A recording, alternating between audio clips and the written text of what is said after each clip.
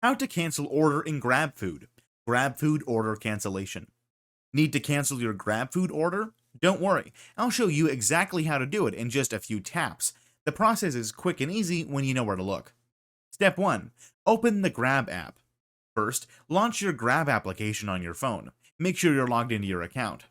Step 2. Access the Help Center. Tap on the account icon in the bottom right corner. Then scroll down to find the Help Center option. Step 3. Search for cancellation. In the Help Center, use the search bar to look for cancel order. Step 4. Select and cancel. Choose the option that matches how you placed your order. Enter your order details when prompted. Then tap the cancel button to submit your request. Step 5. Confirmation. Grab will notify you once your cancellation is processed. This usually happens within minutes. Remember, you can only cancel orders that haven't been accepted by the restaurant yet. For faster service, cancel as soon as possible after ordering. And there you have it.